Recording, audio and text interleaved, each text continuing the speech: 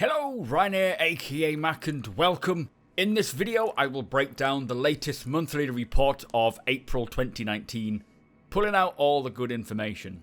As always, a massive thank you to my patrons. If you do enjoy my videos and want to help me make them better, follow the link to my Patreon page below. So kicking off with AI, they have done a lot of optimizations which include reducing CPU usage, loading times, plus begun a project to optimize the interactive objects.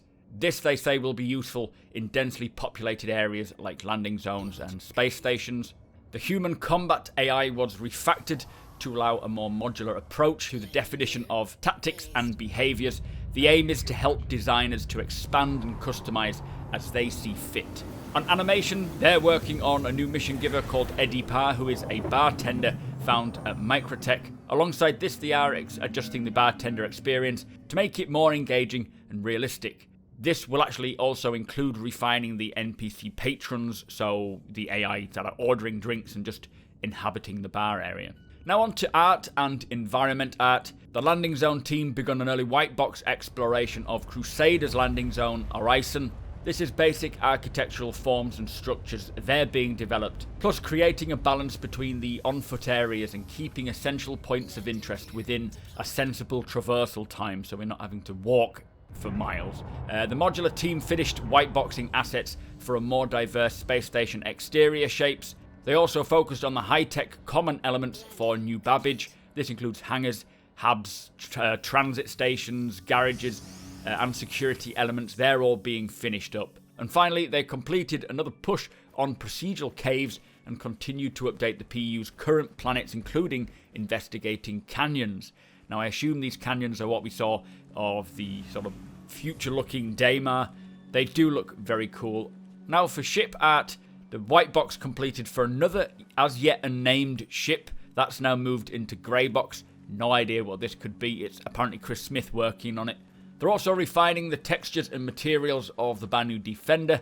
Now they've progressed onto the interior lighting and worked on the cockpit area and additional texture sets. The Esperia Prowler has actually completed its white box phase.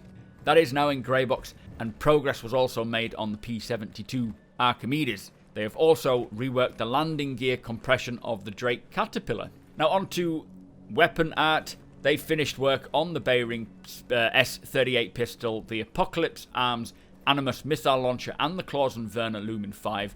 They are all the three handheld weapons that we're getting into 3.6, so they're all complete now, which is excellent news. For audio, they're looking at polishing sections of Area 18, plus supporting creation of the S-78 pistol and the Maxox repeaters.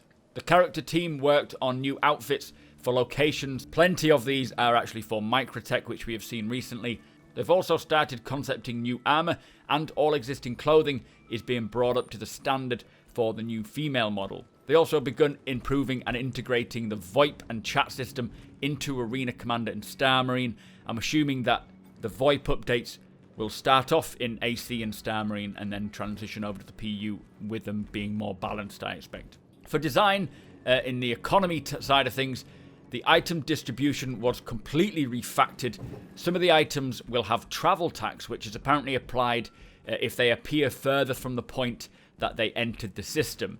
Now, they say that the aim is to mimic real life in how item prices are affected by how far they travel from the production source, meaning that players can get a better deal if they're prepared to travel to get them, which is actually quite an interesting concept. It'll be interesting to see how that actually applies in the verse. But they've also added spoofed missions, which are NPCs requesting combat assistance via the service beacon.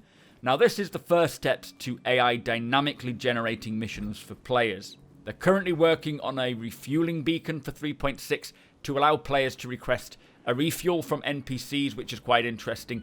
Not sure how this will apply. I'm assuming they'll come to your location, get close to you, and then refill your ship. I'd love to know what your thoughts are on that one. They're also creating new missions, likely for Tisha Pacheco. This is alongside the main aim to create new content. Finally, they're improving the service beacon creation pipeline to speed up the rate at which new types of beacons are added into the game. For the graphics team, they have worked on Procedural Planet Tech version 4, which includes an array of general improvements to planets. This includes gradual transitions between the biomes and logical texture placement.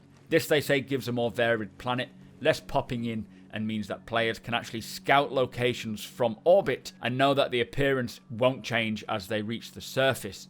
Now, that is actually very important for a lot of reasons, mostly just gameplay reasons, but this is all still heavily in work in progress, and they say it won't appear in the PU for a little bit of time yet. For level design, the procedural tool, they are building up a library of rooms to give more variation to future rest stops, including refineries and cargo ports. They've also begun pre-production of new Babbage and Orison, which are the 2 landing locations, one for Crusader and one for Microtech.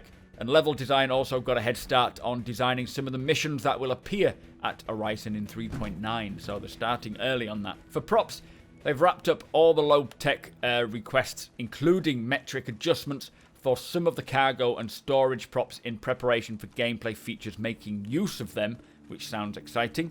Also, work has continued on ship items, with focus on interiors and how sub-items will work with small and medium power plants. The aim here, they say, is to ensure that there's enough space inside ships to allow players to interact correctly with all sub-items.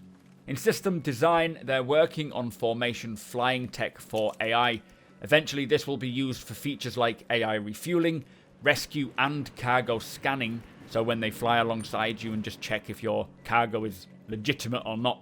Work also continues on additional combat behaviors for AI. Progress was made on the social AI for vendors like bartenders and weapon sellers. They're also redoing the mineable resources to take advantage of this new harvestable tech that they're working on. This allows for control over where resources are spawned, the quantity and density and condition. The same tech, they say, will be used to spawn planetary rocks and space asteroids, and in the future used to spawn all harvestable items in the game, including flowers, trees with fruit, and even weapons and ammo from crates, so it really touches a lot of areas. For tech art, they have worked on the facial runtime rig, so the procedural animation and deformation effects based on look direction are much richer and look significantly more natural. So basically, whenever an AI will look around, his eyes don't give you that uncanny valley feel, they actually feel real. For UI, they have worked towards getting the ship purchase kiosk up and running, which will be first seen in Area 18. And they're also adding additional functionality to tools to make it easier for designers and artists to construct in-game UI. Finally, in visual effects, the team begun work on Planet Effects version 4 with new tech that generates planetary effects such as desert sand, dust, drifting pollen, and a lot more as well. The effects will be driven by planetary data like the planet's height map to reduce or increase specific effects depending on how high the player is. When combined with the effect options available from the room system like temperature, pressure, and humidity, the team will be able to push the visual quality of planetary bodies. So that all sounds like it's coming along very well. Anyway, that was the monthly report, guys. Do let me know what your thoughts are. What are you most excited for there? Some really nice information, and I'm glad that the planets are coming along well. With that said, make sure you enter the giveaway for the Sons of Centauri Tumbril Ranger 3-pack we are giving away now on Gleam. The link is below in the description. Also, follow me over on twitch.tv/supermacbrothers where we hang out and talk about or play Star Citizen together. Hit that subscribe button, hit the like button, and I shall see you next time.